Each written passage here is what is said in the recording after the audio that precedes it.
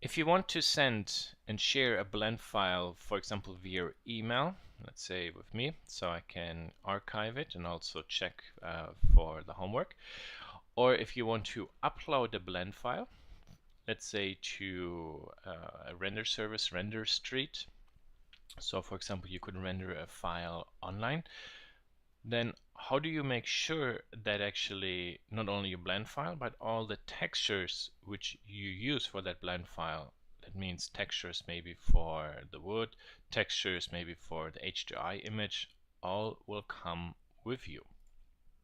So when we go to, for example, the image editor and press N to open the property panels, there you see bent plywood, that's the image, and here is the location on my hard disk. So currently 2 backslashes, that means it's inside the same folder as, for example, where the blend file is. So there is the image, there is the blend file. Okay.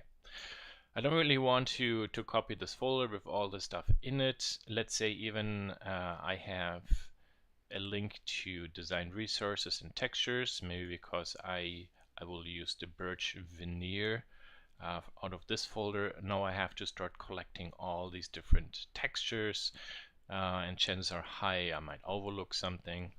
So what do we do in this case? Well,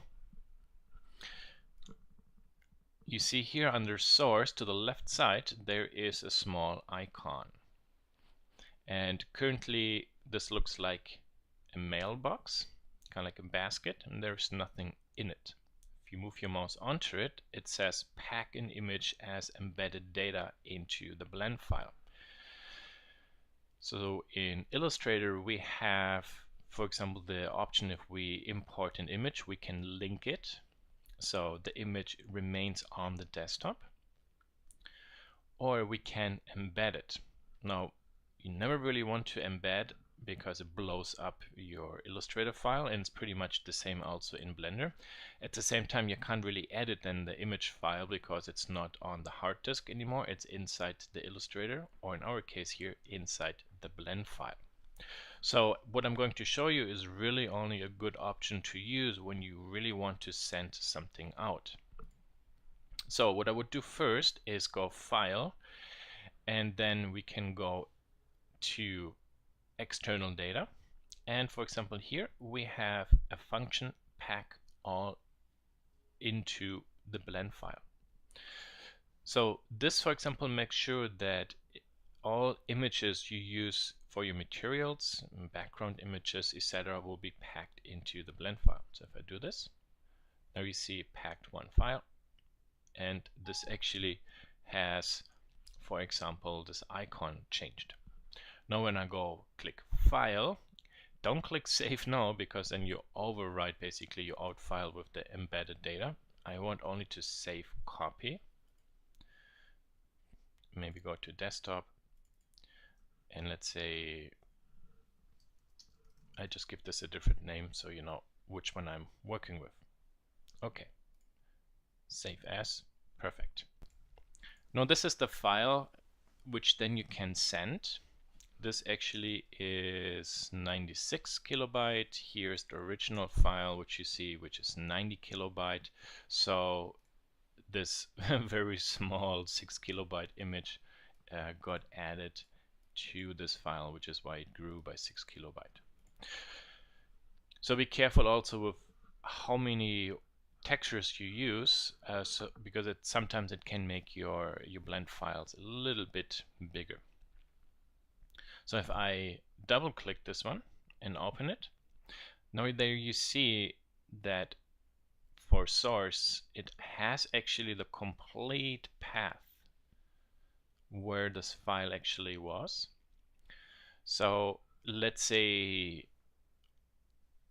you got this file and you would like to unpack actually the textures or images, then you could go to File and say External Data, and this one we will turn off. You see now automatically pack into blend files. This is turned on. And then unpack all into files. And then we'll ask you, well, what do you want to do?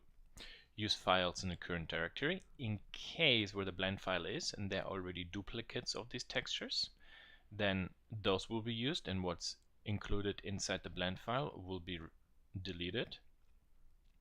We can write files, so we overwrite. Use files in the original location, which, for example, if I send this to somebody, doesn't work because the hard disk and the names and all the stuff is different. Or write files, yeah, it also doesn't work. So properly, you might want, and in this case, write files to the current directory. Okay. And what Blender then does is it will create a texture folder. And then into that texture folder, it will then copy all the different images. Which is another reason why I proposed before, when you make a project, have just one texture folder, one blend file, so you always have something similar in terms of folder structure, how you manage your blend files and your assets, compared to when you share a file and then later you unpack it. And that's pretty much all that's important to know about how to append images into a blend file, and then how to, if you for example received a blend file with append data, how to get the stuff out again. And in a different video then I will show, for example, how you could use Render Street to do online rendering, because we would create such a copy with the file or the textures append into the blend file, and only this one we will upload, and then the online render engine will basically be able to render your design because the textures come right inside the blend file.